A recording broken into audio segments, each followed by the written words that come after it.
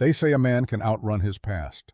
Silas Morgan knew better. The Arizona sun beat down on the territory with a vengeance that September afternoon, turning the desert into a furnace of red rock and dry earth.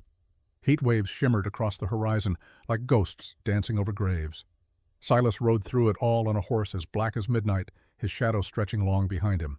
He was 36 years old, though the lines etched deep around his eyes made him look older. Sun and sorrow had a way of aging a man faster than time ever could. His hat was pulled low-weathered leather, keeping the worst of the glare from his face. A Colt .45 hung at his hip, the grip worn smooth from years of use. Not for show, never for show. 3 years had passed since he'd buried his wife and son in the hard ground outside Tombstone. 3 years since scarlet fever had taken Mary and little Jessie in the space of a week, leaving Silas with nothing but an empty house and memories that cut like broken glass. He'd burned that house to the ground the day after the funeral, stood and watched it turn to ash, same as everything else he'd ever loved. Since then, he'd been a drifter, odd jobs, wrangling horses for ranchers who didn't ask questions, tracking down cattle rustlers for a price, sleeping under stars because 4 walls felt like a coffin. The territory was changing, filling up with settlers and dreamers, but Silas had no part in their futures. His only companion was the horse beneath him, a stallion he called Dust for the color it raised when running full out. He wasn't looking for trouble that day, wasn't looking for anything, really, just another stretch of empty land between one nowhere town and the next. Then he saw the smoke. Not fresh? Maybe 2 days old, a thin column barely visible against the pale sky. His hand went to the rifle slung across his saddle by instinct, eyes narrowing. Smoke meant people. People meant complications. Everything in him said to ride the other direction. He turned Dust toward it anyway. The land sloped down into a shallow basin where mesquite and creosote struggled to survive. As he drew closer, the smell hit him first. Burned wood, burned leather. That other smell, the one you never forgot once you'd known it, death. 2 wagons sat in the basin like broken toys, their canvas covers reduced to charred skeletons. The wood was black, still warm enough that the air above it wavered. Silas counted 5 bodies scattered in the dirt. A man face down near the wagon tongue. A woman 20 feet away, her dress torn and dirty. 3 others harder to identify. His jaw tightened. This wasn't Apache work. The tracks told him that much. Boot prints, not moccasins. Horses shod with iron, not unshod ponies. White men had done this. Outlaws most likely looking for easy money from travelers who didn't know better than to cross this territory without a full armed escort. He should have left then. Should have ridden on and let the buzzards finish their work. The dead were past help, and getting involved in other people's tragedies was a luxury he couldn't afford. That's when he heard it. A sound so small he almost missed it beneath the whisper of wind through dry grass. A whimper. A child's cry, thin and desperate. Silas went still in the saddle, every sense focused. There it was again, coming from beneath the overturned wagon on the left. He dismounted, slow rifle in hand, scanning the area for threats. The tracks were old enough. Whoever did this was long gone. Still, a man didn't survive this long by taking chances. He approached the wagon with careful steps, boots barely disturbing the ash. The crying stopped. Silas knelt down, pushed aside a piece of burned canvas, and found her. A little girl, maybe 8 years old, pressed into the narrow space between the wagon bed and the ground. Her dress was torn at the hem, streaked with dirt and soot. Red hair hung in tangles around a face smudged with ash and dried tears. But it was her eyes that stopped him. Green as spring grass, wide with fear, but still burning with something that wasn't quite broken. Not yet. She stared at him. Didn't scream, didn't beg, just looked at him like she was trying to figure out if he was death coming for her or something else. Silas set the rifle down, slow, held up both hands where she could see them. Empty, no threat. "Easy now," he said, his voice rough from disuse. "I ain't gonna hurt you." She didn't move. Her whole body was trembling, but she held his gaze. He pulled his canteen from his belt, uncorked it, held it out. "Water, you need it." For a long moment, nothing. Then her hand crept out small and dirty and took the canteen. She drank like she'd been wandering the desert for days, water spilling down her chin. When she finally stopped, she handed it back without a word.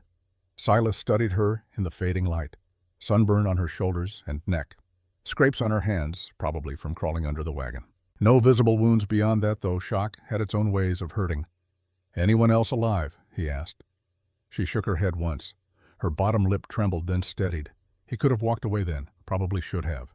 The smart thing would be to ride to the nearest town, report the attack, let someone else deal with a traumatized child. He'd learned the hard way that caring about people only led to watching them die.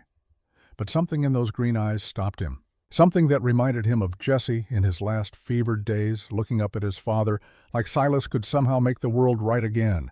He'd failed his son. Failed to save him when it mattered most. This girl was still alive. That had to count for something.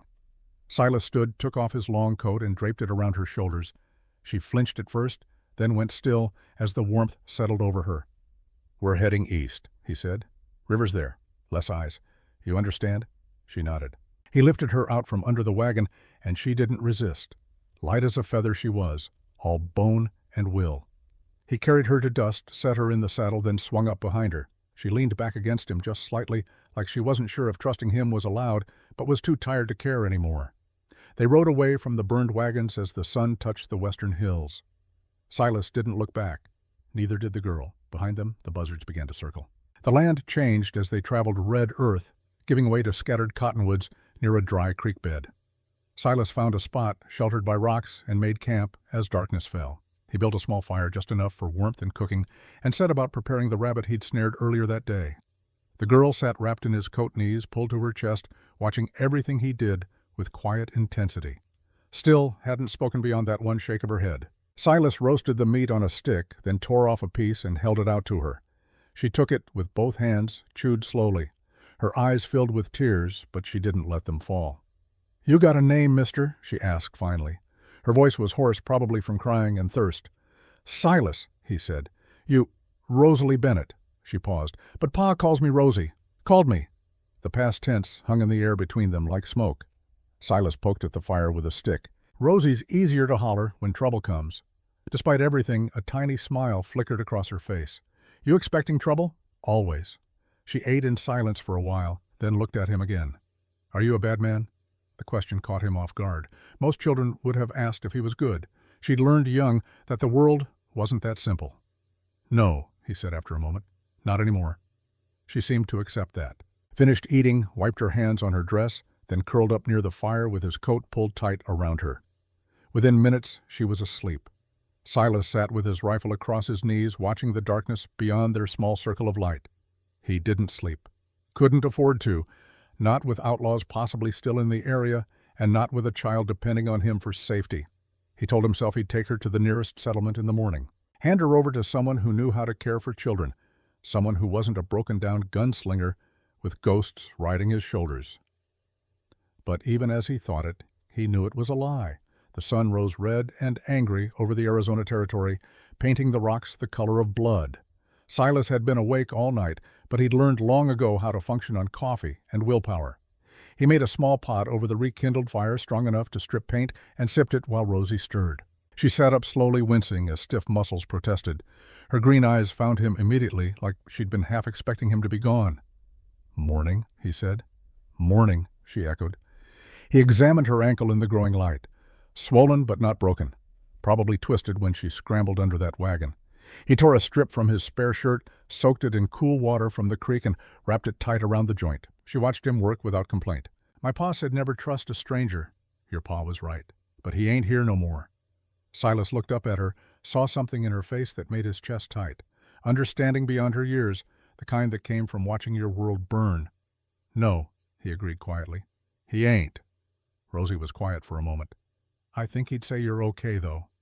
He didn't know what to say to that, so he said nothing. Just finished wrapping her ankle and helped her to her feet. She tested her weight on it, gritted her teeth against the pain. "Can you ride?" he asked. "Yes, sir." "Then let's move. We got ground to cover." They broke camp quickly. Silas had Rosie help him scatter the fire, bury the ashes. Watched as she did it without being told the reasons why. Smart girl. Knew that leaving no trace meant staying alive. As they rode through the morning, Silas found himself teaching her, without quite meaning to, how to read the land for water. How to tell fresh tracks from old ones. How to move quiet through brush. She absorbed it all, like a dry riverbed soaking up rain. Asked good questions. Pointed out things he hadn't mentioned yet, like she'd been born with instincts most people never learned. Around midday, they stopped by a small pool fed by an underground spring. While dust drank, Rosie crouched at the water's edge, perfectly still. Silas watched as she slowly reached into the pool and came up with a fish, small but good eating. She held it up triumphantly. He nodded, allowing himself a small smile. "You got skills, kid." "Pa taught me." Her face fell for just a second, then she squared her shoulders. "He said a Bennett never goes hungry if there's water nearby." They ate the fish for lunch, cooked over another small fire. As they were finishing, Rosie went very still, her eyes on something past Silas's shoulder. "Those tracks," she said quietly. "They ain't old." Silas turned slow, saw what she'd seen. Fresh hoof prints in the soft earth near the pool. Multiple horses, maybe 4 or 5, leading east, same direction they were headed. His hand drifted to his Colt. "You got good eyes." "Pa always said I could spot a coyote at sunset." She looked at him, worry creasing her young face. "Is it them, the men who—" Maybe just travelers?" He stood, kicked dirt over their fire. "Either way, we move careful now." They rode through the afternoon with heightened awareness, Silas's eyes constantly scanning. The sun was starting its descent when he heard it. Voices. Men's voices, rough and careless, echoing off canyon walls. He reined dust to a halt behind a cluster of boulders, put a finger to his lips. Rosie nodded, went quiet as death. 4 men on horseback emerged from a narrow draw ahead. Hard-looking men, the kind who made their living taking from others. But it was the 5th rider that made Silas's jaw clench, older than the others, well-dressed with a black coat despite the heat and a silver belt buckle that caught the light. He sat his horse like a man used to authority, surveying the landscape with cold calculation.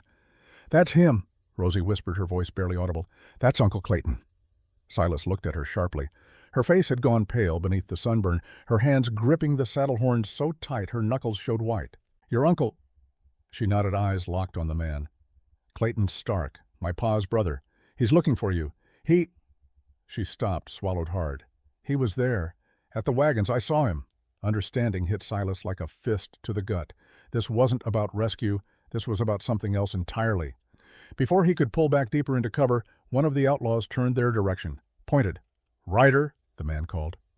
Clayton Stark's head snapped around. His eyes found Silas, then dropped to the small figure in front of him in the saddle. Even at 50 yards, Silas saw recognition bloom across the man's face. "That's her," Clayton shouted. "That's my niece." The 4 hired guns started forward. Silas had maybe 3 seconds to make a decision. Run, and they'd give chase. Stand, and he'd have to face 5 men with a child in the line of fire. He chose a third option. His hand went to the saddlebag, pulled out a small leather pouch he'd been carrying since his prospecting days. Inside was blasting powder, just enough for clearing rock. He lit the fuse with a spark from his flint, counted to 2, then hurled it at the narrow mouth of the draw. The explosion wasn't huge, but in the confined space of the canyon, it was enough. Rock and dust erupted, sending horses rearing and men cursing. In the chaos, Silas dug his heels into Dust's flanks. The stallion exploded forward like his namesake, racing along the base of the canyon wall. Behind them, shouts and gunfire echoed, but Silas was already guiding Dust up a steep game trail he'd spotted earlier. The horse's hooves scrambled for purchase on loose stone muscles, bunching and surging. Rosie held on without a sound, pressed tight against Silas's chest. They crested the ridge just as the first riders cleared the settling dust below. Silas didn't slow down. He urged Dust into a ground-eating lope following the spine of the ridge east toward rougher country where horses couldn't move as fast. The chase went on for an hour. Silas used every trick he knew, doubling back through water to hide their trail, riding over bare rock where tracks wouldn't show. He could hear Clayton's men behind them spreading out, trying to cut off escape routes. But Silas had spent 3 years wandering this territory. He knew places most men would never find. As the sun touched the horizon, he guided Dust down a hidden ravine that opened into a natural shelter, a space where wind and water had carved a hollow beneath an overhang of red stone, barely visible unless you knew it was there. He dismounted, quick-lifted Rosie down, and led Dust deep into the shadows. The horse was lathered with sweat, but steady, trained not to whinny at the wrong time. They waited in silence as the sound of hoofbeats passed above them, moving west. Clayton's voice drifted down sharp with fury. "Find them. She's out here somewhere." The voices faded. Darkness fell. Silas finally allowed himself to breathe. Rosie sat with her back against the stone wall, shaking. Not from fear exactly, from adrenaline and exhaustion, and the weight of understanding too much, too young. Silas knelt in front of her, his voice low. "Your uncle. You said you saw him at the wagons." She nodded, tears finally spilling over. "He was standing behind Pa's wagon when the shooting started. I saw his belt buckle, the silver one Pa gave him for Christmas. He raised his gun and—" She couldn't finish. Didn't need to. Silas sat back on his heels, pieces clicking into place. Your pa owned land by Bennett Ranch. She wiped her eyes with dirty hands. 6,000 acres north of Red Mesa. Pa said it was going to be mine someday. There it was. The reason. Men killed for a lot less than 6,000 acres. Your uncle wanted that land, Silas said. It wasn't a question. I guess so. Rosie's voice was small.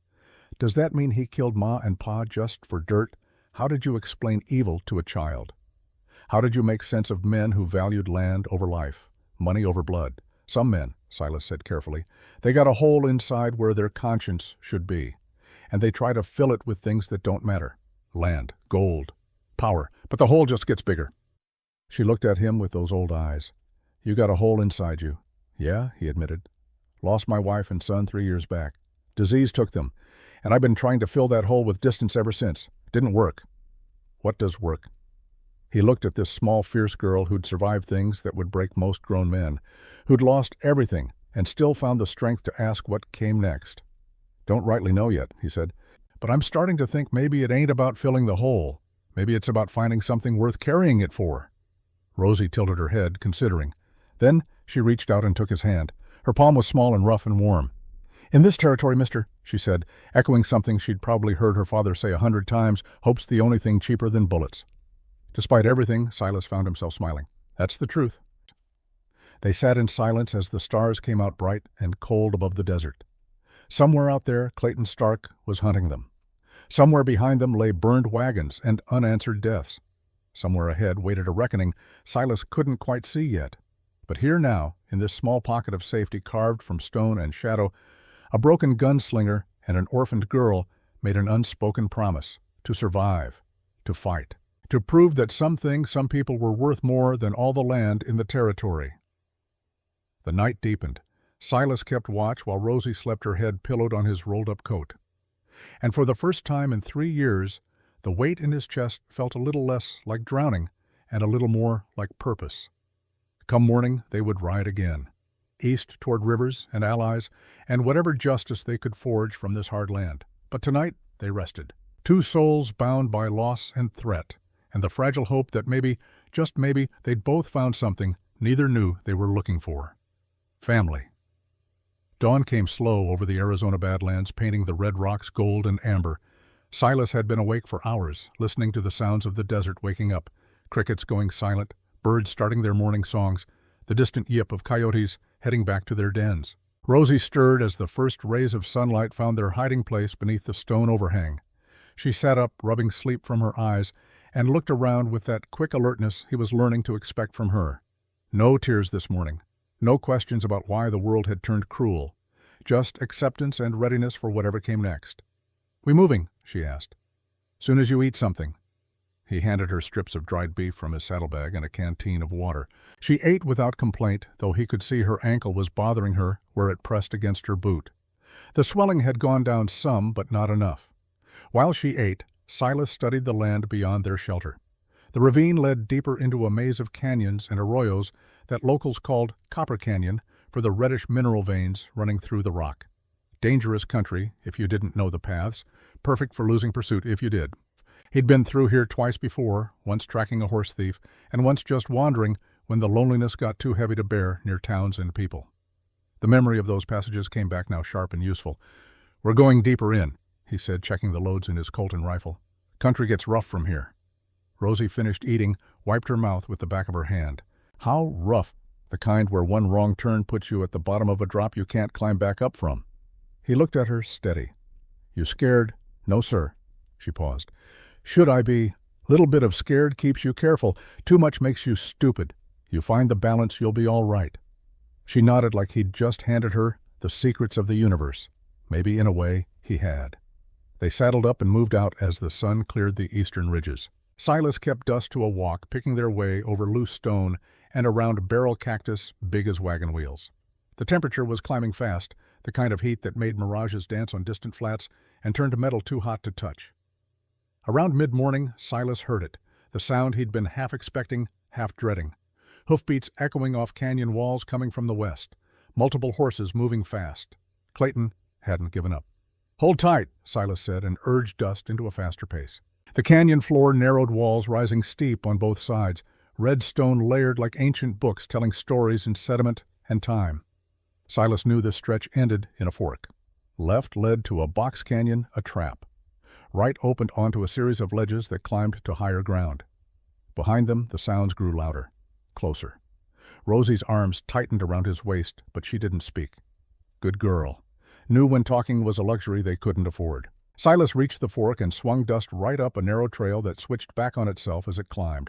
The horses' hooves rang on stone, echoing like gunshots. No hiding their direction now. This was a race pure and simple. They were halfway up the first switchback when the first riders appeared below, 4 men the same hard cases from yesterday.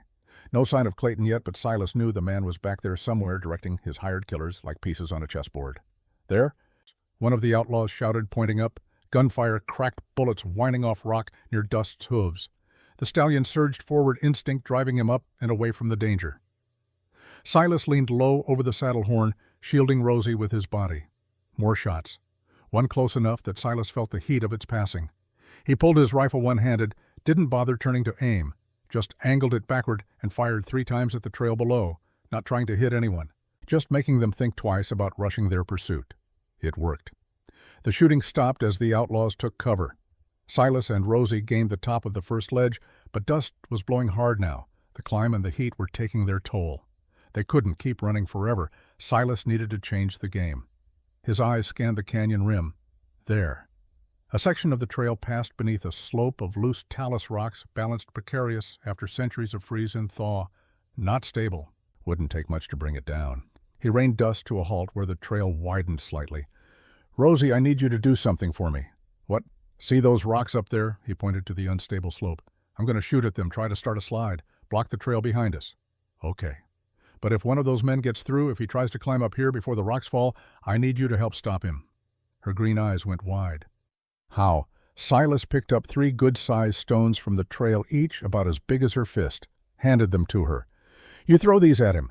Aim for his head, his hands anywhere that'll make him lose his grip. Can you do that?" She looked at the stones, then back at him. "Afraid yes, but not paralyzed by it." "Yes, sir." "Good girl." He dismounted, positioned himself with a clear line of sight to the talus slope. Below, the outlaws were starting up the switchbacks again, more cautious now but still coming. Silas took careful aim, exhaled slow, and fired. The bullet struck high on the slope. Nothing happened for a heartbeat. Then a fist-sized rock broke free. It tumbled downward, striking another, then another. Within seconds, the whole slope was moving a cascading river of stone that poured down across the trail. 2 of the outlaws saw it coming and spurred their horses backward, barely escaping. The third wasn't so lucky. The leading edge of the slide caught his horse's rear legs. The animal went down screaming. The rider jumped clear, but the rock slide kept coming, forcing him to scramble up the canyon wall to avoid being buried, and he was climbing straight toward where Silas and Rosie waited. "Now, Rosie," Silas called. The girl stood wound up like she was throwing to first base and let fly with the first stone. It sailed down and caught the climbing outlaw square in the shoulder. He cursed, nearly lost his grip. She threw the second stone.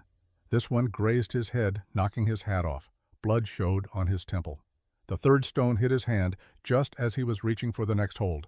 He yelped, grip failing, and fell backward 15 feet into a thorn bush that broke his fall but left him tangled and cursing. Below, the other outlaws had pulled back to reassess. The rock slide had completely blocked the lower trail. Getting past it would take an hour of hard, dangerous work. Silas allowed himself a grim smile. "Nice throwing." Rosie's hands were shaking, but her voice was steady. "Pa taught me. Said a girl who could throw straight would never go hungry, could always get hired on a ranch come branding season." He looked at her with new respect. This 8-year-old girl had just helped fight off grown men without hesitation. She had her father's steel in her spine.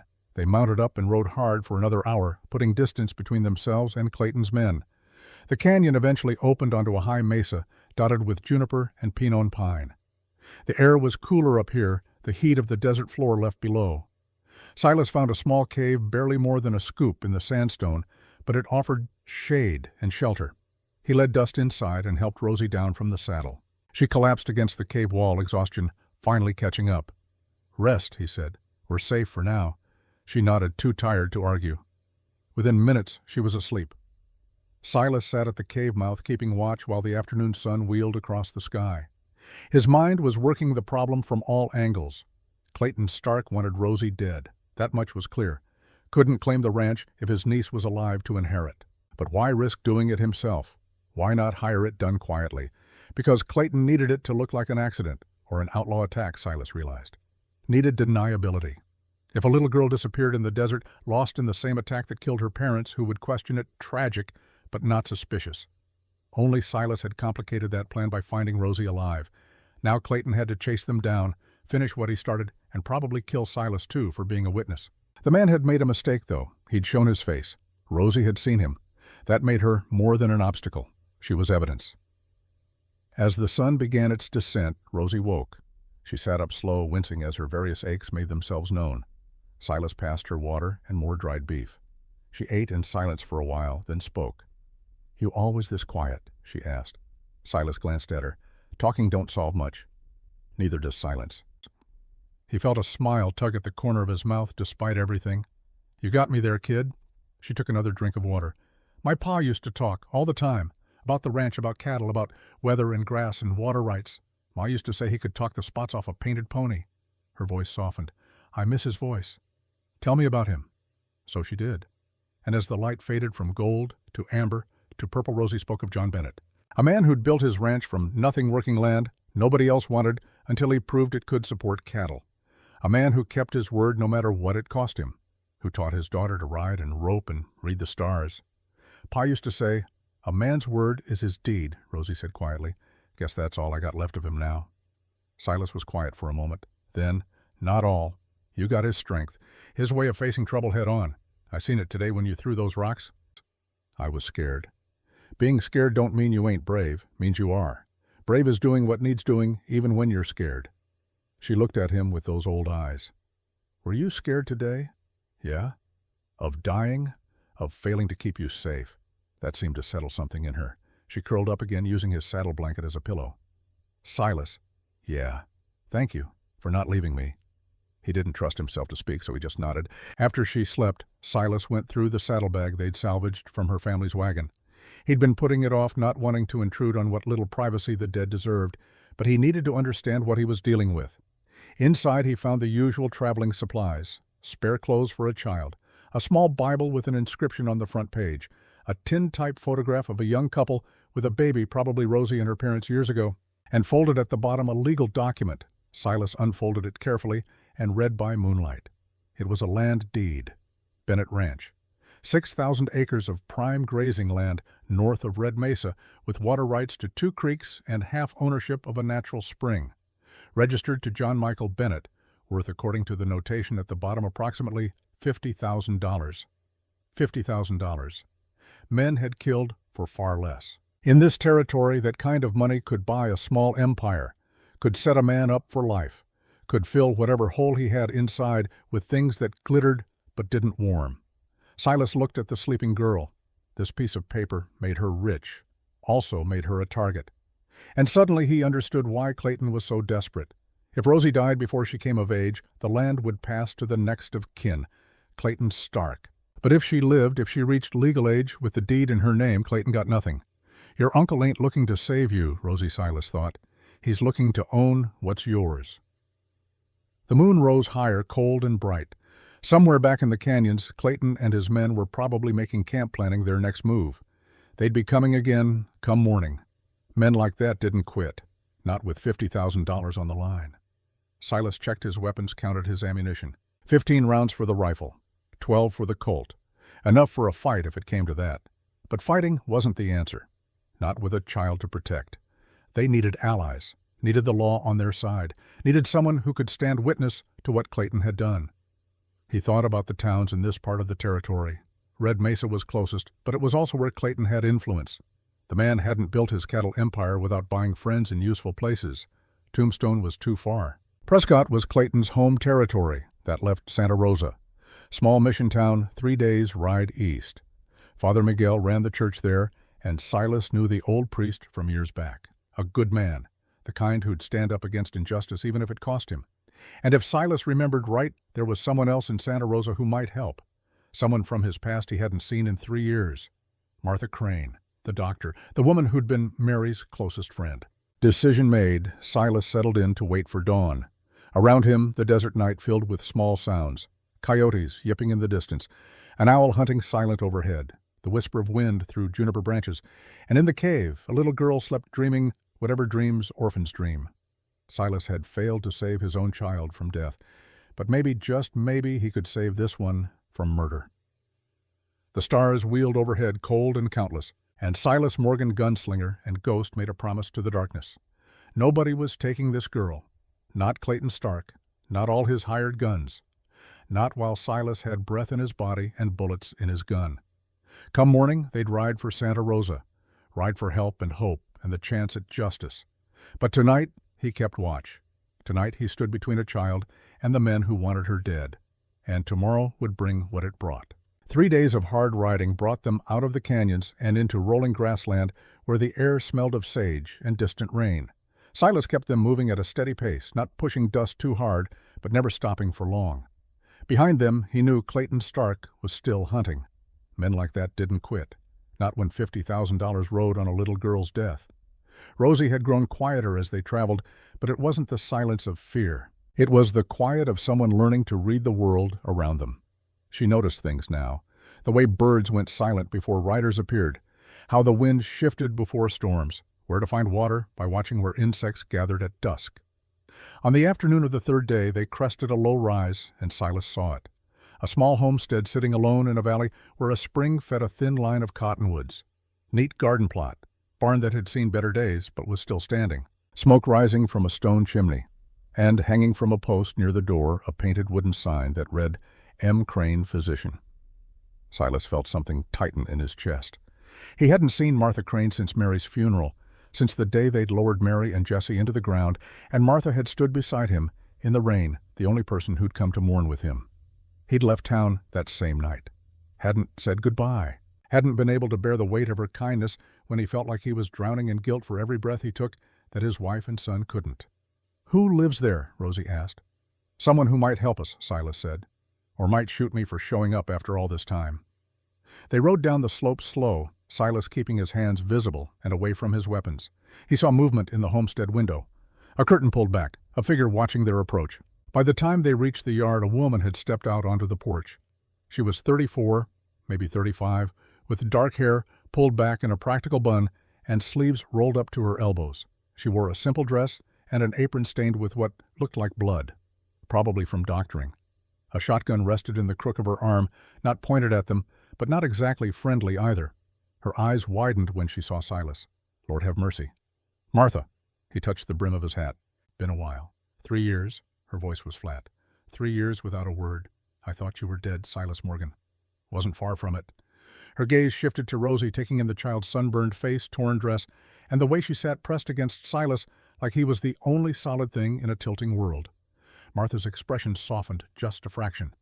"What's a grown man doing with a little girl out here?" she asked, the shotgun rising just slightly. Silas had expected the question, had his answer ready. "Found her after her family got killed. Wagon train attack, been keeping her alive." "That true, sweetheart?" Martha directed the question to Rosie. Rosie lifted her chin, met Martha's eyes straight on. "Yes, ma'am. He saved me. Men killed my ma and pa. Silas found me and kept me safe." Something in the child's voice, the directness of it, seemed to satisfy Martha. She lowered the shotgun. "Well, don't just sit there like fence posts. Come inside before someone sees you." The interior of Martha's home was clean and sparse.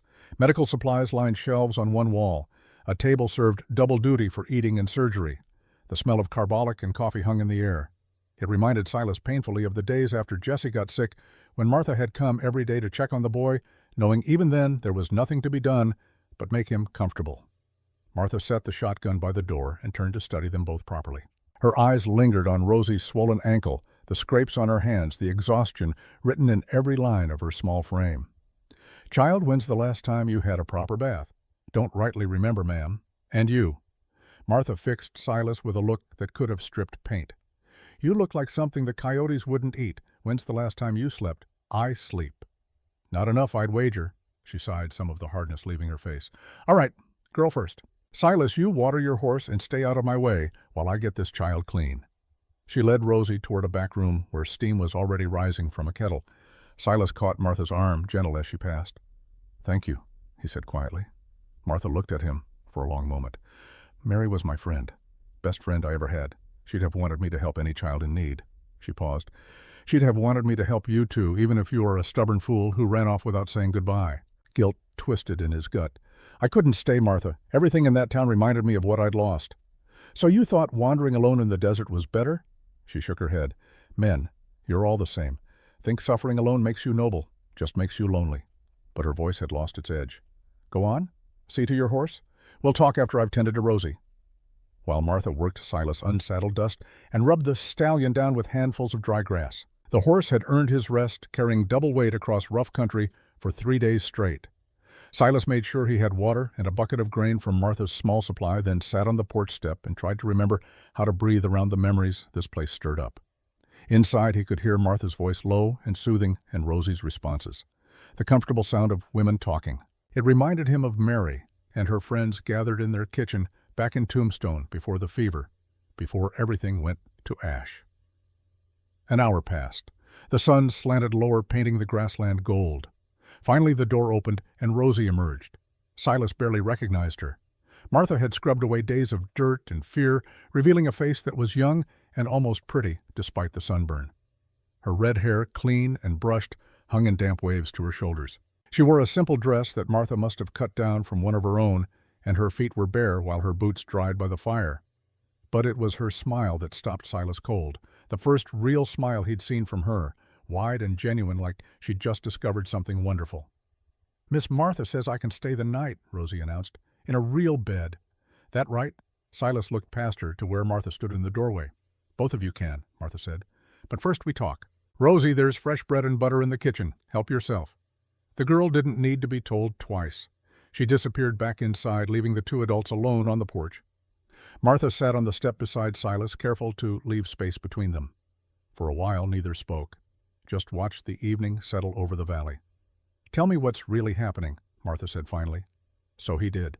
Told her about finding the burned wagons, about Rosie hiding underneath, about Clayton Stark and the land deed worth $50,000, about the chase through the canyons and the men still hunting them.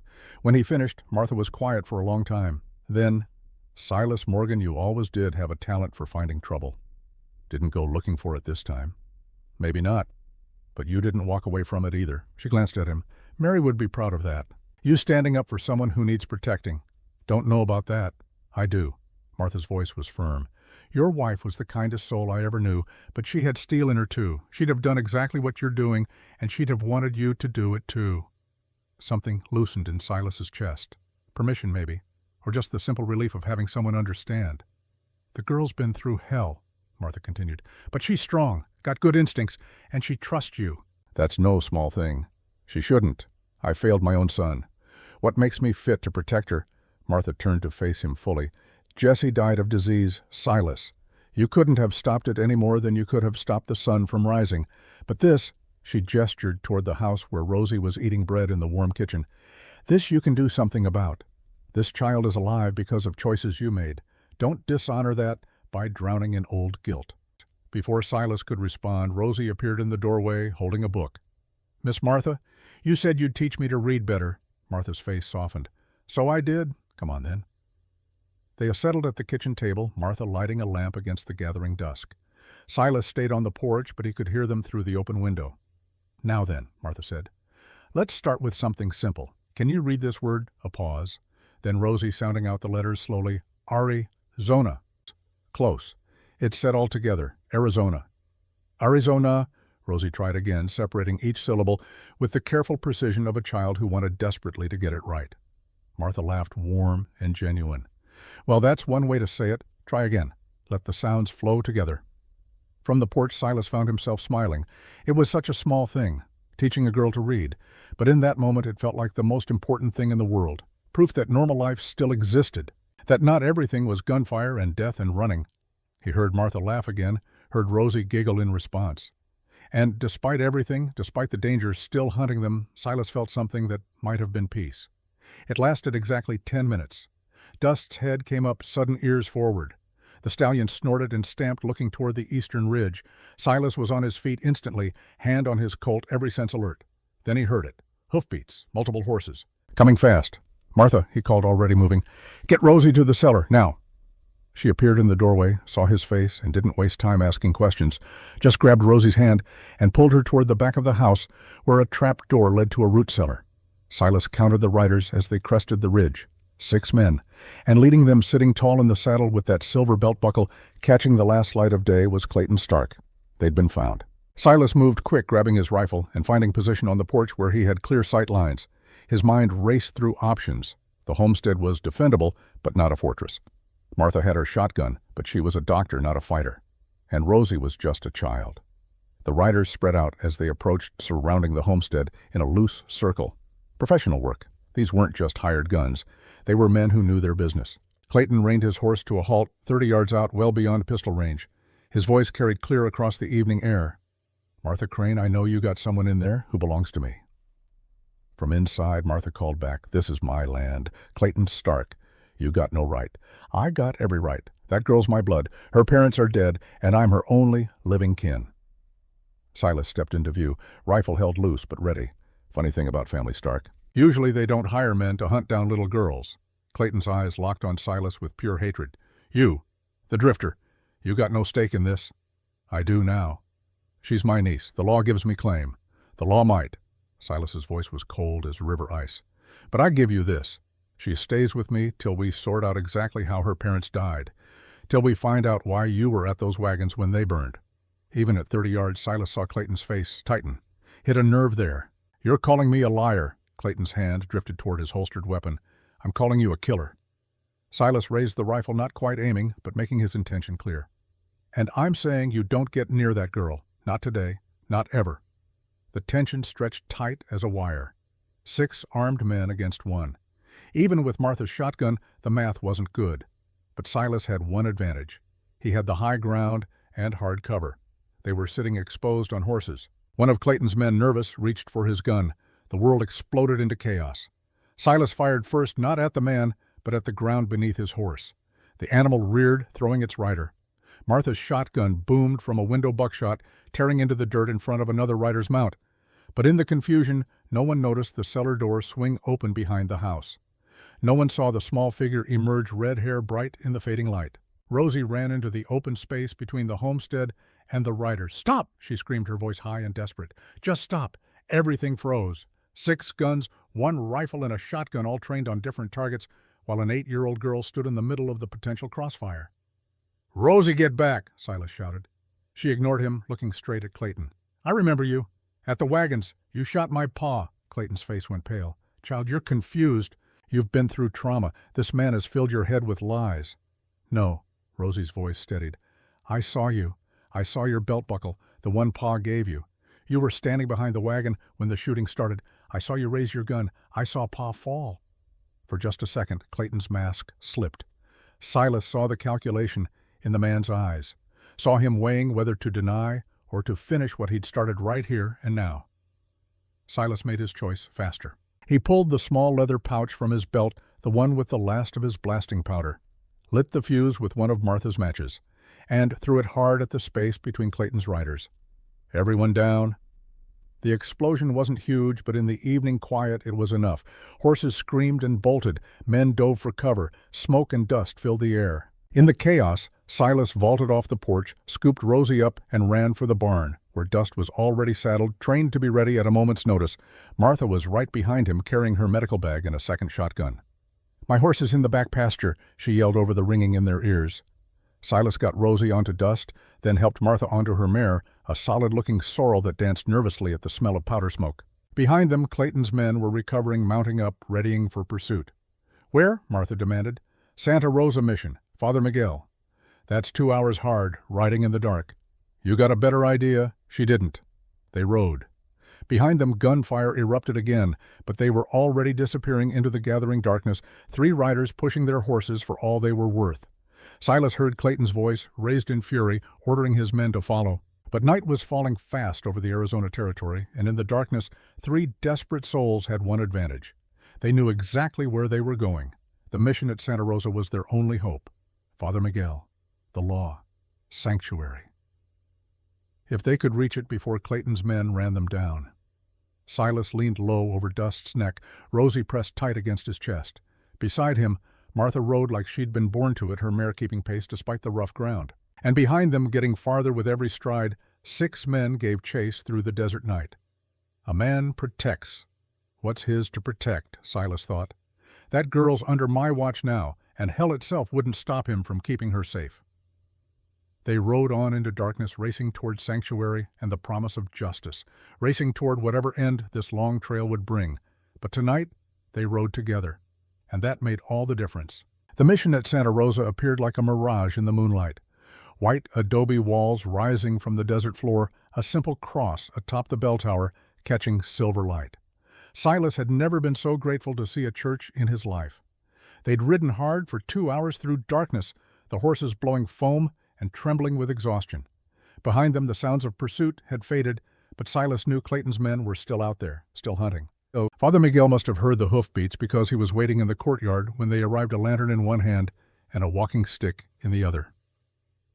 He was 55, lean as jerky, with a face like weathered oak and eyes that missed nothing.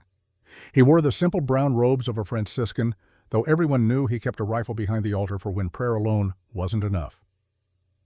"Silas Morgan," the priest said, his voice carrying the faint accent of his native Spain. "I wondered if I would see you again in this life." Silas dismounted, legs nearly giving out after the brutal ride. He caught himself on the saddle, then reached up to help Rosie down. The girl could barely stand, clinging to his shirt with hands that shook from more than cold. "Need sanctuary, Father," Silas said. "For the child. And for us." Miguel's eyes went to Martha, then to Rosie, taking in her exhausted face and frightened eyes. He didn't ask questions, didn't hesitate, just stepped forward and opened his arms. "Then sanctuary you shall have. Come, all of you." He led them into the mission through heavy wooden doors that looked like they'd been standing since the Spanish first came to this land. Inside, the air smelled of incense and candle wax. A few lanterns burned along the walls, casting soft light on simple wooden pews, and an altar draped in white cloth. "There are rooms in the back," Miguel said. "Nothing fancy, but the beds are clean and the walls are thick. You'll be safe here." "Clayton Stark is coming," Silas said, "with 6 armed men, maybe more." "Let him come." Miguel's voice was calm as still water. "This is God's house. Even men like Clayton Stark think twice before violating sanctuary." Martha knelt beside Rosie, checking the girl's ankle and the scrapes on her hands. "Father, do you have medical supplies?" "Of course, I'll show you." While Martha tended to Rosie, Silas saw to the horses, walking them cool and giving them water before settling them in the mission's small stable.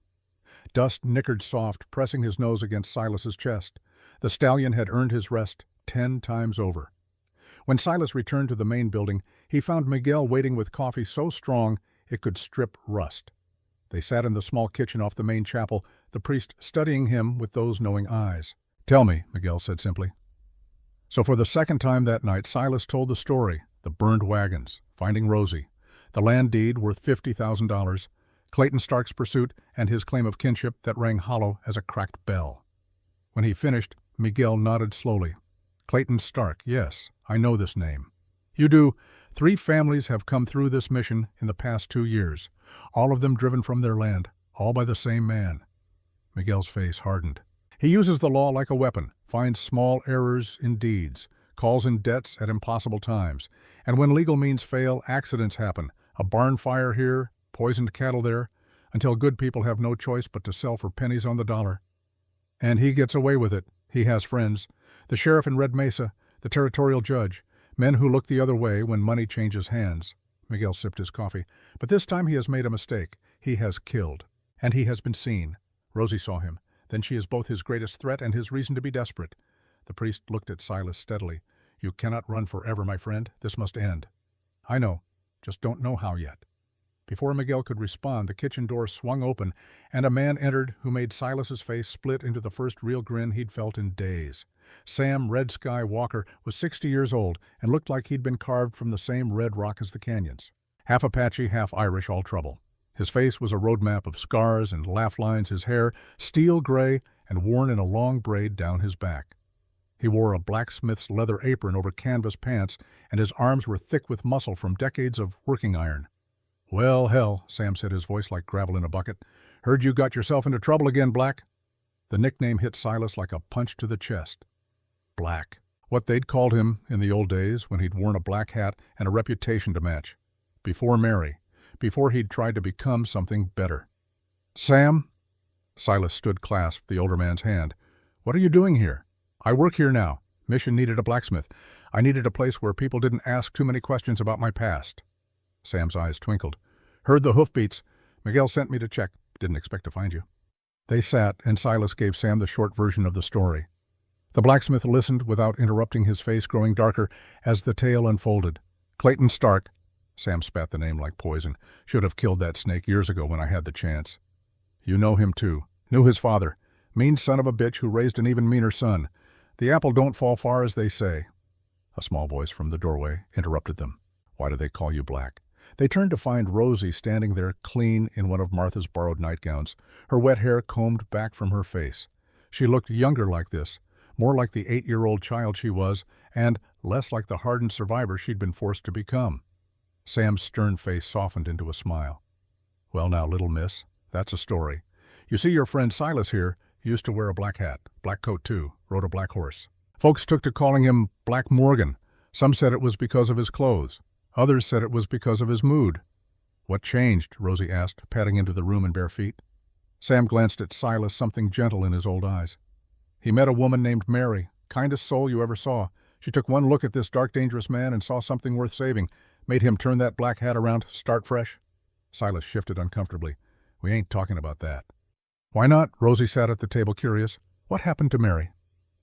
The silence that fell was heavy. Silas stared into his coffee cup, unable to find words. Miguel spoke quietly.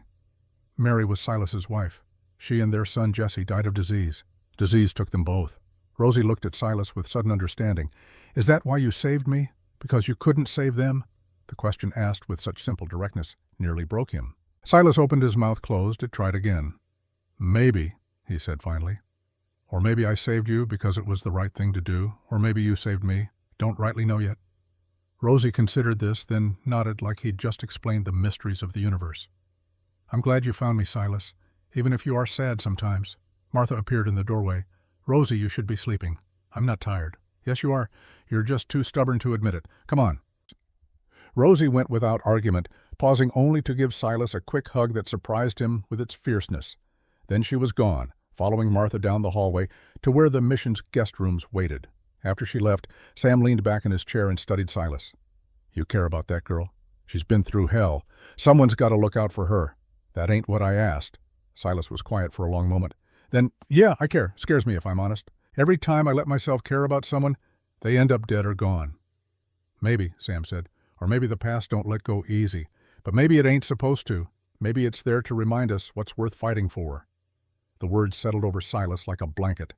Not comfortable exactly, but warming in their own way. They talked late into the night, these three men who'd each walked hard roads and survived. Miguel spoke of faith tested by violence. Sam of a life lived between two worlds, never quite belonging to either. And Silas slowly of the hole that had opened in his chest when Mary died, and how Rosie's presence had somehow made it both hurt more and hurt less at the same time. Finally, near midnight, Miguel stood. "You need rest, my friend. Tomorrow we will think about what comes next. But tonight sleep. You are safe here." Silas doubted that. Safety was an illusion in this territory, but he was grateful for the lie. He checked on Rosie before finding his own bed. She was asleep in a small room with whitewashed walls and a window that looked out on the desert. Martha sat in a chair beside the bed, a book in her lap, keeping watch. "She'll be all right," Martha said softly. "Physically, anyway. Her ankle's healing well. The scrapes will fade. And the rest? That takes longer. But she's strong. Stronger than most grown folks I know." Silas nodded, looking at the sleeping girl. In sleep, the hardness left her face. She looked peaceful, young, like children were supposed to look. "Get some rest, Silas," Martha said. "I'll watch over her." He wanted to argue, to say he should be the one keeping guard, but exhaustion was pulling at him like an undertow, and his body was screaming for sleep. So he nodded and went to find his own bed in the room Miguel had prepared. He slept hard for the first time in days, dreamless, deep, and woke 3 hours later to the sound of screaming, not human screaming, animal, high and terrible, coming from somewhere outside the mission walls.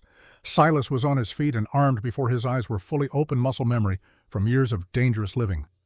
He found Sam and Miguel already in the courtyard, staring at the eastern fence where one of the mission's goats lay dead, throat torn out. Mountain lion. Sam said, pointing to tracks in the dirt. "Big one. Probably got cubs nearby. That makes them bold." "We need to find it," Miguel said, "before it comes back for the other animals, or worse." Silas checked his rifle. "I'll go."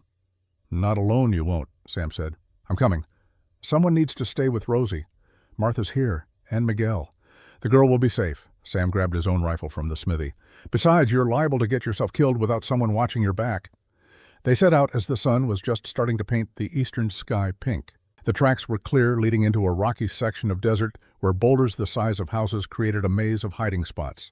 Perfect country for an ambush predator. Silas moved carefully, every sense alert. Mountain lions were nothing to take lightly. An adult cat could weigh over 150 pounds, all muscle and claw and tooth. And if it had cubs to protect, it would be twice as dangerous. They found the den in a crack between two massive stones. Silas saw the cubs, first two of them, maybe 3 months old, spotted and playful, tumbling over each other like kittens, which meant the mother was close. The attack came from above. The lioness dropped from a ledge 10 feet up, all snarling fury and extended claws. Silas threw himself sideways, the rifle coming up by instinct. He fired. Once, twice. Both shots hit, but not clean. The cat crashed into him anyway, knocking him backward onto sharp rocks. Claws raked across his shoulder and down his ribs, tearing through shirt and skin like paper. Pain exploded white-hot through his body.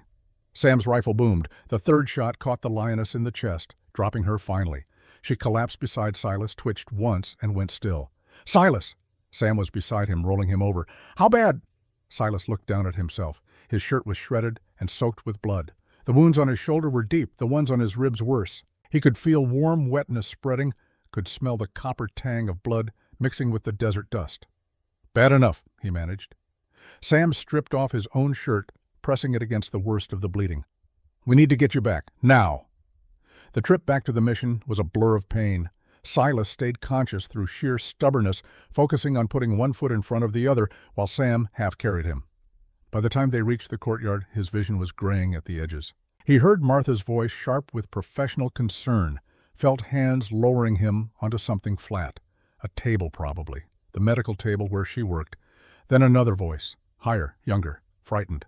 "Silas!"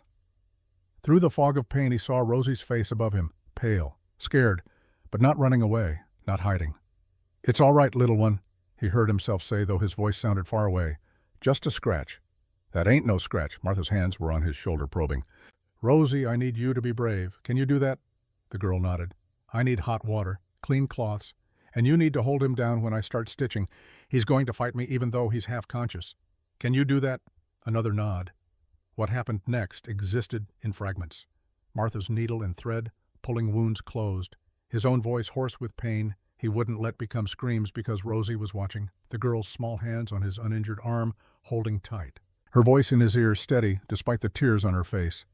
"You're gonna be okay, Silas. You saved me. Now I'm saving you. That's how it works." The fever came that night. Silas drifted in and out, his body fighting infection, while Martha forced water and willow bark tea down his throat.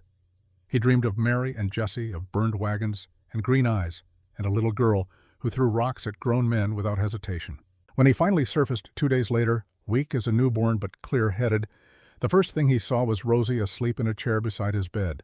Her head was pillowed on her arms, her hair falling across her face. She'd been keeping watch.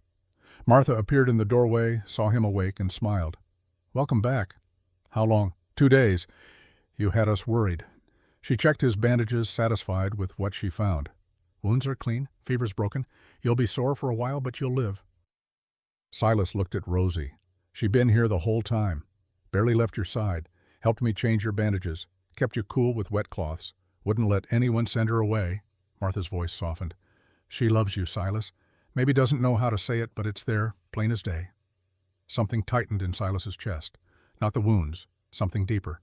He reached out slowly, his hand shaking with weakness, and touched Rosie's hair gentle, as touching something precious and breakable. She stirred, lifted her head, saw him awake and watching. For a second, relief flooded her face so completely it was almost painful to witness. "You came back," she whispered. "Told you I would." She threw her arms around his neck, careful of his bandages, and held on tight. "Don't do that again. Don't leave me." And Silas Morgan, gunslinger and ghost broken man, trying to be better, held that little girl and made a promise he meant with every fiber of his being. "I won't. Not if I can help it. We're in this together now. Family, he thought. Not by blood, but by choice, by sacrifice, by staying when leaving would be easier. Outside, the Arizona sun climbed toward noon, and inside the mission walls, a family that hadn't existed a week ago began to heal. 3 full days after the mountain lion attack, Silas woke clear-headed for the first time.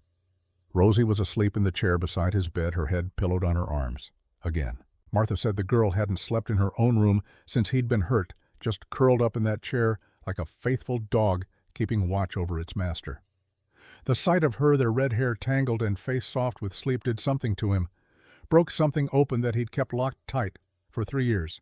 He reached out, wincing as his stitched shoulder protested, and gently touched her hair. She stirred, lifted her head. When she saw him sitting up, really sitting up instead of half-conscious, and fever addled her whole face, transformed. Relief and joy mixed with something that might have been love if an 8-year-old knew what that word meant yet. "You're better," she said, not quite a question. "Getting there." His voice was rough from disuse. "You've been watching over me. Someone had to." She said it matter of fact, like there'd been no other choice. "You saved me. Now we're even." Silas felt something shift in his chest. Not pain, something else, something that felt like the first thaw after a long winter. "Family ain't about blood, Rosie," he heard himself say. "It's about who stays when the world falls apart. You understand that?" She nodded slowly, processing the weight behind his words. Then, with the straightforward honesty of childhood, she asked, "Are we family now?" The question hung in the air between them. Silas thought about the easy answer, the safe one. Thought about all the ways caring about people had led to heartbreak. Thought about Mary and Jesse in the ground, about how he'd sworn never to let anyone close enough to hurt him again. Then he looked at this fierce little girl who'd thrown rocks at outlaws and held his hand through fever dreams and refused to leave his side even when he'd been too weak to know she was there. "Yeah," he said quietly. "Reckon we are." Rosie smiled then, wide and genuine. She stood and threw her arms around him, careful of his injuries, and held on like she was afraid he might disappear if she let go. Over her shoulder, Silas saw Martha standing in the doorway. She was smiling too, though her eyes were wet. She nodded once approval and understanding in that simple gesture, then quietly withdrew to give them privacy. When Rosie finally pulled back, she wiped her eyes with the back of her hand. "Miss Martha says you're strong enough to get up today. If you want to." "I want to." He swung his legs over the side of the bed, testing his strength. Everything hurt, but it was the honest hurt of healing, not the deep ache of infection. "Help an old man up." She took his uninjured arm and steadied him as he stood. The room tilted for a moment, then settled. Weak as a kitten, but upright. That was something. Together, they made their way to the mission courtyard where afternoon sun painted the adobe walls gold. Sam was at his forge hammer ringing against iron. Father Miguel tended his garden. Martha sat on a bench mending shirts. Normal life continuing despite everything. Sam looked up from his work, saw Silas on his feet, and grinned. "Well now, thought you were going to sleep the whole week away." "Tried. Someone kept waking me up to pour tea down my throat." "Willow bark, Martha called. "Good for fever. You're welcome." Silas eased himself onto the bench beside her, Rosie settling at his feet in the dirt. For a while, nobody spoke. Just the comfortable silence of people who'd been through something together and come out the other side. Then Rosie said, "Miss Martha, can you teach me to shoot better?" Martha looked up from her mending. "Shooting. Silas has been teaching me, but I'm not very good yet, and I figure I should be in case—" She trailed off, but everyone understood. In case Clayton came. In case she needed to protect herself. In case Silas wasn't there to stand between her and danger. "I'll teach you," Sam said, setting down his hammer. "Used to be a fair shot in my younger days. Still am when my eyes cooperate." So that's how Silas found himself watching from the shade, while Sam set up tin cans on a fence post and showed Rosie the proper way to hold a rifle. Not his Colt, which was too heavy for her small hands, but a light Winchester that Martha kept for hunting. "Feet apart," Sam instructed. "Shoulder to the stock, breathe out slow, and squeeze, don't pull." Rosie followed his directions with intense concentration. She sighted down the barrel, exhaled, and fired. The bullet went wide by a good 3 feet, kicking up dust near Father Miguel, who was weeding his vegetable garden. The priest yelped and dove sideways, his hat flying off. "Santa Maria, the child is trying to kill me." Sam doubled over laughing. Even Martha cracked a smile. And Rosie, mortified, lowered the rifle and called out, "I'm sorry, Father, I didn't mean to."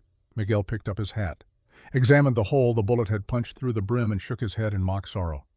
"First mountain lions, now small girls with rifles. This mission is becoming very dangerous." But he was smiling when he said it.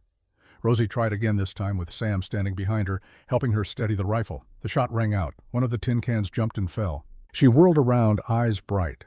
"I hit it. Did you see?" "Saw it," Silas called from the bench. Pride warmed his voice. "Good shooting, kid." The afternoon dissolved into something almost peaceful. Rosie practiced until her arms were tired. Sam returned to his forge. Martha finished her mending and went to check on supplies. And Silas sat in the shade, letting his body heal, while his mind worked the problem of Clayton Stark.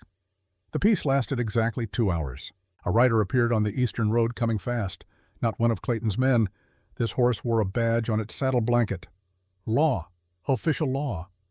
Father Miguel walked out to meet the rider as he reined up in the courtyard. The man who dismounted was young, maybe 28, with honest eyes and a jawline that hadn't quite lost its boyish softness.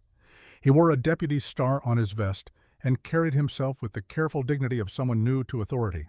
"Father Miguel," the deputy said, touching his hat brim. "Tom Harlow, we met last spring. I remember. You helped with the mission repairs." Miguel's voice was cautious. "What brings you here, deputy?" "Looking for a man named Silas Morgan, and a girl, Rosie Bennett."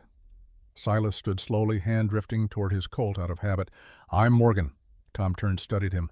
"You're the one who's been running with John Bennett's daughter. Running from the man who killed her parents. There's a difference." "Maybe." Tom pulled papers from his saddlebag.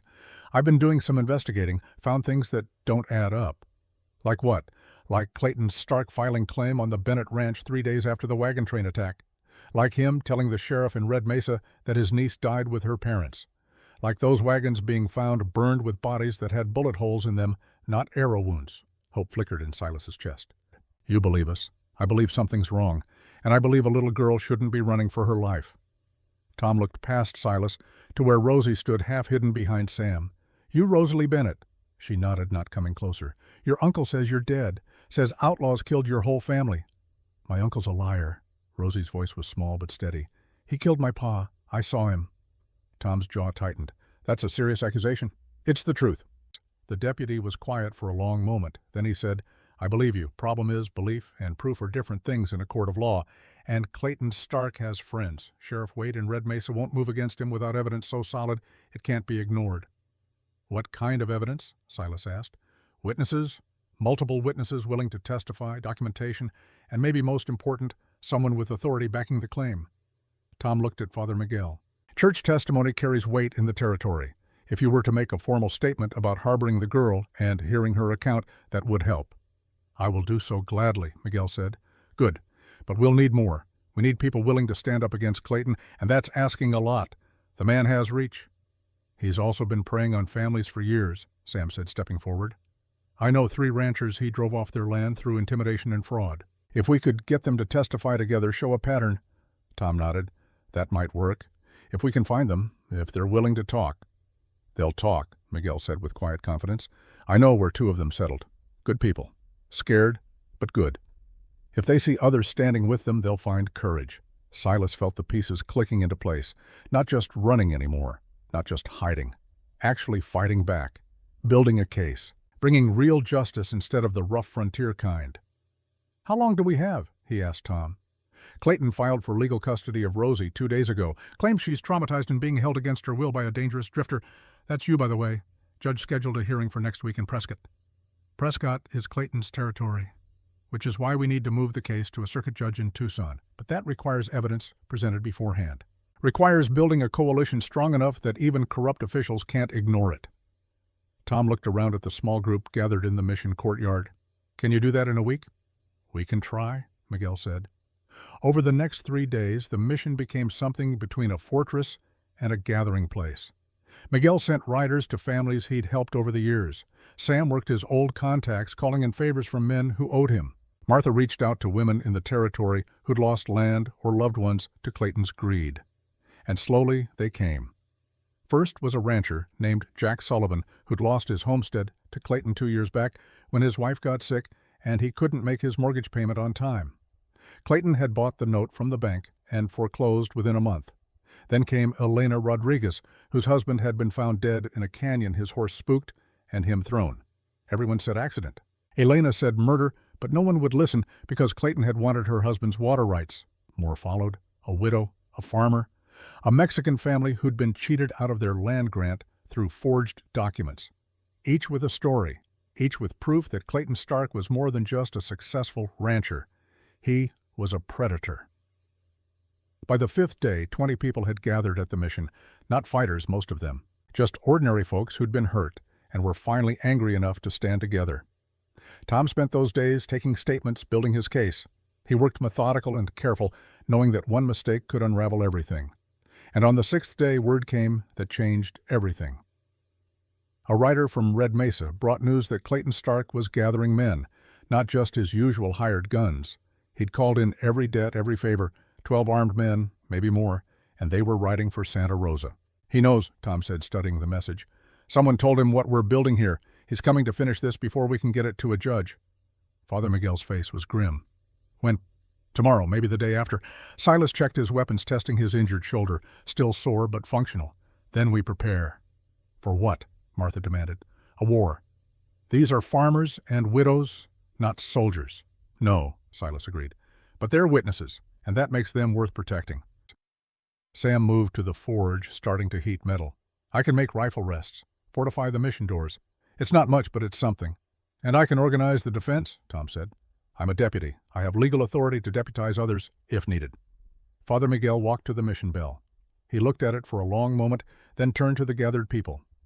"My friends, I will not ask you to fight, but I will ask you to stand, to be present, to bear witness. Sometimes the greatest act of courage is simply refusing to run."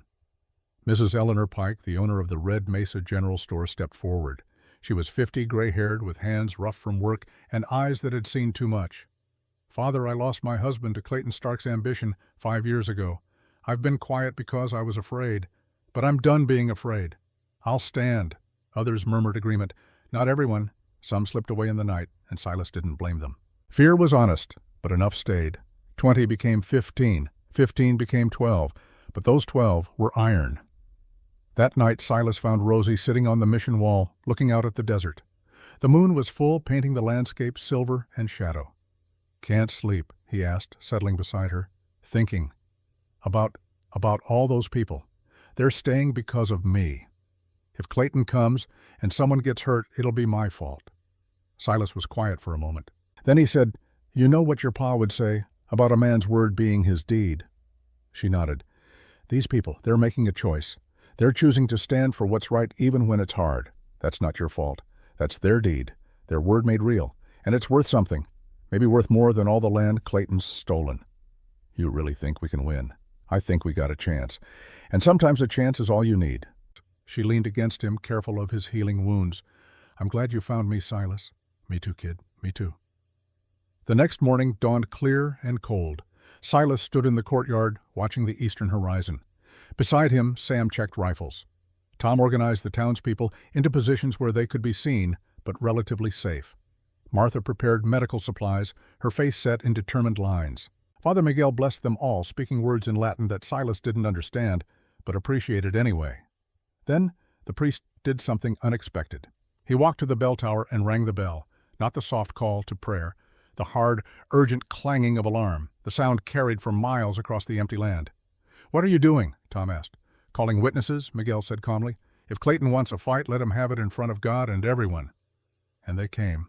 Not many, but enough. Neighbors who heard the bell and came to see what was wrong. Travelers who'd been passing through.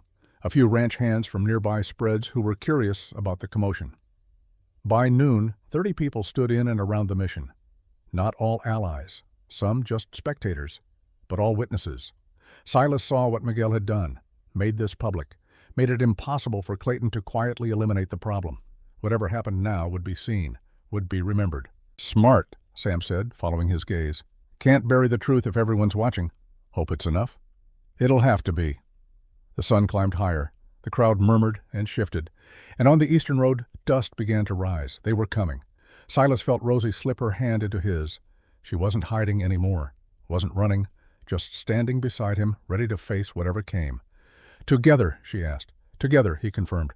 And as Clayton Stark's riders appeared on the horizon, Silas Morgan stood his ground. Not alone this time, surrounded by unlikely allies and a makeshift family, standing for a little girl who'd survived the worst the world could throw at her and refused to break. The reckoning was coming, and this time they were ready. They came like a storm across the desert, 12 riders raising dust that turned the afternoon sky brown. Clayton Stark rode at the front, sitting tall in the saddle with that silver belt buckle catching sunlight like a mirror. His men spread out in a loose formation, professional and dangerous, surrounding the mission on 3 sides. Silas stood in the courtyard, rifle in hand, shoulders still aching from the lion attack, but steady enough. Beside him, Tom Harlow adjusted his deputy's badge and checked the loads in his pistol. Sam took position near the mission doors, his old eyes sharp as ever. And scattered around the courtyard 12 ordinary people who decided that standing for truth was worth the risk. Father Miguel stood on the mission steps, his brown robes lifting slightly in the wind. He held no weapon, didn't need one. His presence alone was a statement. This was sacred ground, and every man there knew it. Clayton reined his horse to a halt 30 yards out, just beyond easy rifle range. His eyes swept the gathering, taking in the crowd, the defensive positions, the determined faces. Silas saw calculation in that gaze, saw him weighing odds and counting costs. "Father Miguel," Clayton called, his voice carrying clear, "I don't want trouble with the church. Just give me the girl, and we'll ride out peaceful." Miguel's response was calm as still water. "The child is under the protection of this mission. She stays. She's my niece, my blood. The law gives me rights. The law also demands justice, Mr. Stark, and justice requires truth." Clayton's jaw tightened. "What truth?" "A child's confused memories. She's been through trauma, doesn't know what she saw." Tom stepped forward, badge gleaming. "I'm Deputy Tom Harlow. I've been investigating the deaths of John and Margaret Bennett. Found some interesting things." "Like what?" "Like the fact that you filed claim on their ranch before their bodies were even cold. Like testimony from witnesses who say you've been trying to acquire that land for 2 years. Like the bullet holes in those bodies that don't match outlaw weapons." Clayton's face darkened. "That's circumstantial nonsense. You got no proof." "We have witnesses," Miguel said. "People willing to testify about your methods, your threats, your history of taking land through intimidation and fraud. Lies from people with grudges. 20 people don't all lie the same way, Mr. Stark." The tension drew tighter. Clayton's hand drifted toward his holstered pistol. His men shifted in their saddles, waiting for the signal. Then Rosie stepped out from behind Silas. The movement was small, but it changed everything. Every eye turned to her. This 8-year-old girl in a borrowed dress, red hair, bright in the afternoon sun, walking forward with her chin raised and her back straight. "Rosie, no," Silas said, reaching for her. She shook her head, kept walking. Right out into the open space between the mission and the riders, into the killing ground where one wrong word could end in gunfire. "Uncle Clayton," she said, her voice carrying despite its youth, "why did you kill my pa?" The question hung in the desert air like smoke. Around the courtyard, people went still. Even the horses seemed to quiet, sensing the weight of the moment. Clayton's face went pale, then red. "Child, you're confused? I loved your father. I would never—" "I saw you." Rosie's voice grew stronger. "At the wagons. I was hiding underneath, and I saw you. You were standing behind Pa's wagon when the shooting started. You wore the belt buckle he gave you for Christmas, the silver one with the horse on it. I remember because the sun hit it, and it flashed bright. You're mistaken. I saw you raise your gun. I saw Pa turn around. I saw him fall." Tears streamed down her face now, but her voice never wavered. "You shot him in the back, your own brother, for dirt, for money, for things that don't even matter." The silence that followed was absolute. 30 witnesses stood frozen, watching a little girl speak truth to the man who'd killed her father. Clayton's mask cracked. Silas saw it happen, saw the cold calculation give way to something uglier. Desperation, a cornered animal's panic. "Shut your mouth," Clayton hissed. "You don't know what you're talking about. I know you're a murderer." Clayton's hand went to his gun. 3 things happened simultaneously. Silas lunged forward, grabbing Rosie and pulling her behind him. Tom drew his pistol, aiming at Clayton. And from the crowd, a voice rang out. "He's telling the truth about one thing. That girl knows exactly what she saw." Mrs. Eleanor Pike stepped forward, a shotgun in her weathered hands. "My husband saw you the day before the Bennett wagon left Red Mesa, Clayton. Saw you arguing with John about selling his land. Heard you threaten him. He told me about it the night before he died, before his horse mysteriously spooked and threw him off that cliff." Another voice. Jack Sullivan. "You came to my place 2 years back.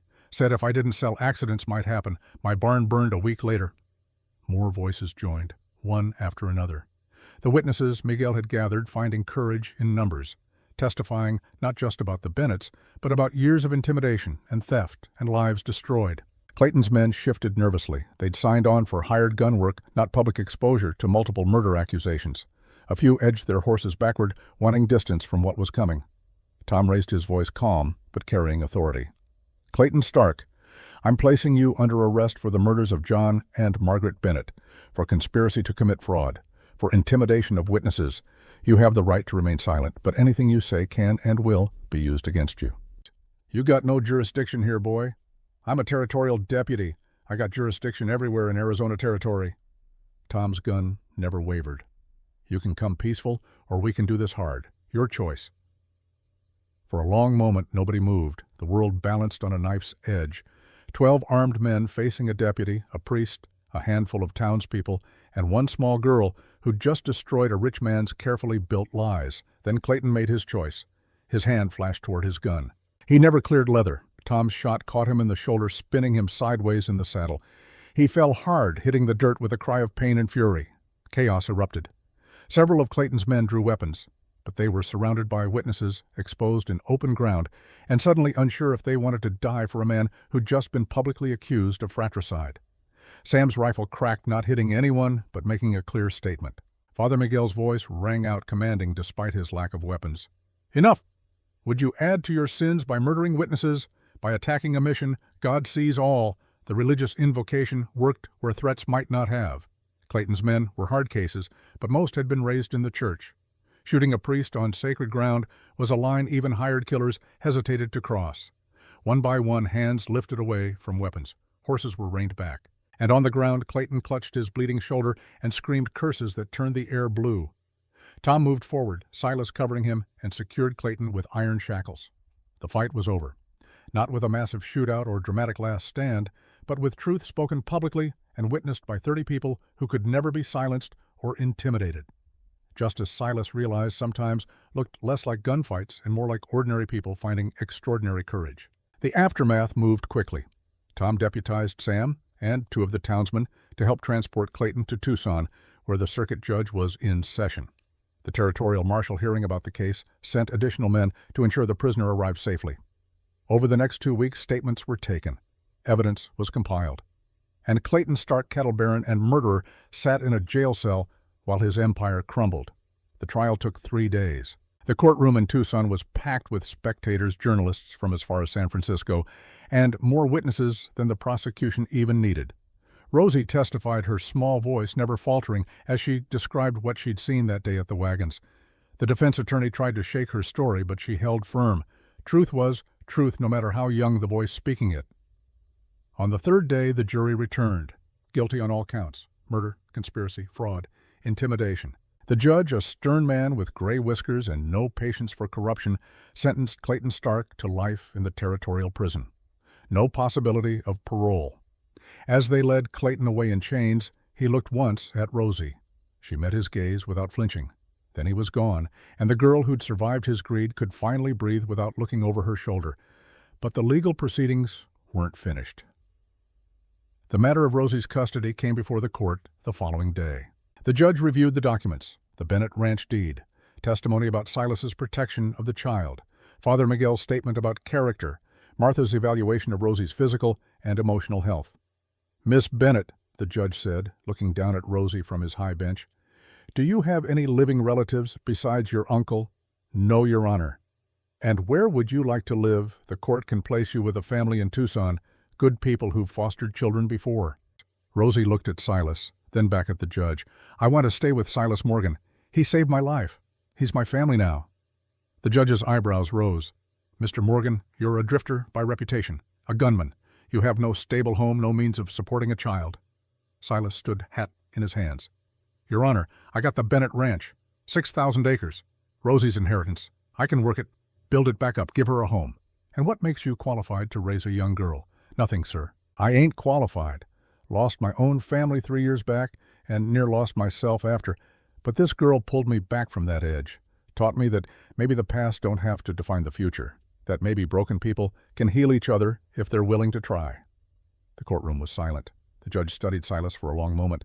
Then he looked at Rosie. "Is this what you truly want, child?" "Yes, Your Honor. Silas is my pa now. Maybe not by blood, but by everything that matters." The judge's stern face softened just slightly. He shuffled papers, made notations, then brought his gavel down with a decisive crack. "Very well. Silas Morgan, I'm granting you legal guardianship of Rosalie Bennett until she reaches majority age. The Bennett Ranch and all associated properties remain in her name, held in trust. You will manage them on her behalf and provide quarterly reports to the court. Do you accept these terms?" "I do, Your Honor." "Then this court is adjourned." And outside the courthouse in the bright Tucson afternoon, Rosie threw her arms around Silas's waist and held on tight. He hugged her back, this fierce little girl who'd somehow become the most important thing in his world. Martha and Father Miguel stood nearby, smiling. Sam clapped Silas on the shoulder, careful of the healing wounds. Tom shook his hand, pride evident in the young deputy's face. "What now?" Martha asked. Silas looked down at Rosie. "Now we go home. We got a ranch to rebuild." Spring came to the Bennett Ranch like a promise kept. The winter of 1885 had been hard, but spring of 1886 was full of possibility. Green grass pushed through the brown earth. Wildflowers painted the hillsides yellow and purple. And on 6,000 acres north of Red Mesa, a new kind of family was building a new kind of life.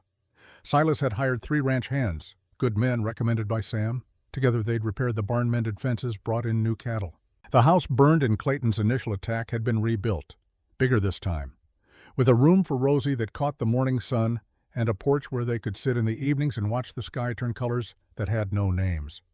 Rosie had grown in the 6 months since the trial, not just taller, though she was that too, grown in confidence, in skill. She could ride like she'd been born to it, rope with accuracy that made the ranch hands whistle in appreciation, and keep books well enough that Silas trusted her with the ranch accounts. She still had nightmares sometimes, still woke crying for parents who'd never answer. But the dark times came less frequently now, and when they did, Silas was there, always there. On a warm afternoon in May, Silas was working on the new corral when he saw the rider approaching. Small figure on a tired horse moving slow. He set down his hammer and walked out to meet them.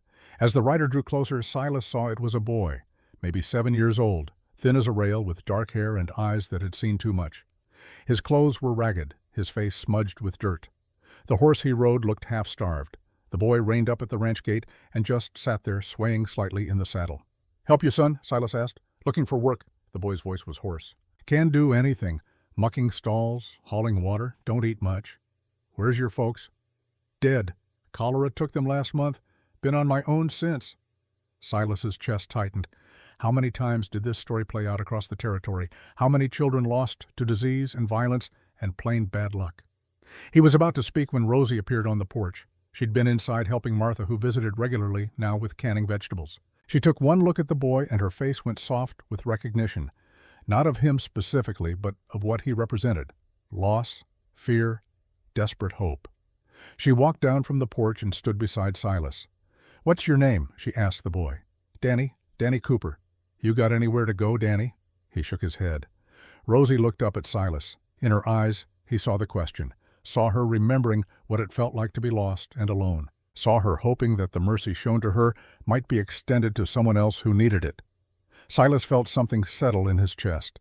This was it, he realized, the moment where he chose what kind of man he'd be going forward, the moment where the past's pain could transform into the future's purpose. He looked at the boy, at Rosie, at the ranch spread out around them full of space and possibility. "Danny," he said, "you know anything about horses?" The boy's eyes widened. "Some, sir. My pa was a farrier before he died." "Well then, I reckon we could use someone with horse sense around here. You willing to work for room and board while you learn the ranching trade?" Danny's face transformed.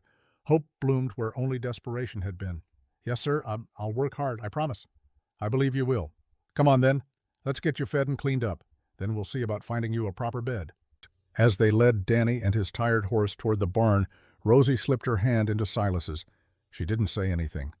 Didn't need to. They both understood what was happening here. A family that had started with 2 broken souls was growing, not by blood or law, but by choice. By the simple act of seeing someone in need and refusing to look away. That evening, after Danny had been fed and bathed and given a bed in the small room off the kitchen, Silas and Rosie sat on the porch watching the sun set. The sky was doing that thing it did sometimes in Arizona, painting itself in shades of orange and pink and purple that looked like they belonged in dreams rather than reality. "You did good today," Rosie said quietly. "We did good," Silas corrected. "This is your ranch, your choice too." Pa always told me that what you do proves who you are. I think helping Danny proves we remember what it felt like to need saving. Silas thought about that, about John Bennett, who he'd never met, but whose daughter carried his wisdom like precious cargo, about Mary and Jessie gone, but not forgotten, about all the ways loss could either break you or remake you into something stronger. Your pa was a wise man, he said finally. So are you. He glanced at her, surprised. I ain't wise. Just doing what seems right. That's what wisdom is, I think, doing right even when it's hard. From inside the house came the sound of Danny moving around in his new room, settling in, beginning to believe he might be safe here. Silas put his arm around Rosie's shoulders. She leaned against him, comfortable in the silence. They sat that way as the stars came out, three souls under one roof where there'd been none just months before. Silas, Rosie said after a while, yeah, thank you, for finding me, for staying, for all of it. He pulled her a little closer. You got it backwards, kid. Thank you for letting me stay, for reminding me that life goes on, that the people you choose to keep close matter more than the ones you've lost. Is that what we're doing? Building a family? Yeah, reckon it is. She smiled against his shoulder. Good. I like building things. The night deepened. The desert cooled. And somewhere in the darkness, coyotes began their evening song, wild and free and full of longing. Inside the house, Danny slept the deep sleep of a child who'd finally found safety. In a room, clothes hung in the closet that Martha had helped make. Books lined a shelf that Sam had built.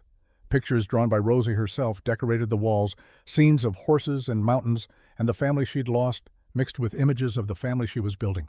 And on the porch, a gunslinger who'd thought his life was over and a girl who'd survived the worst the world could offer sat together watching stars wheel overhead in their ancient patterns. They say the West was built by gunslingers and dreamers, Rosie would write years later when she was grown and telling this story to her own children.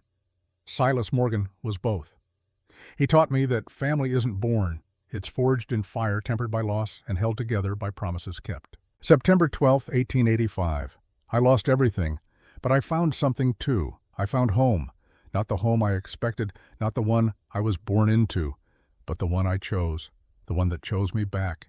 And in the end, maybe that's what matters most. Not where you come from, but where you decide to stay. Not who you were, but who you become when you find people worth becoming better for.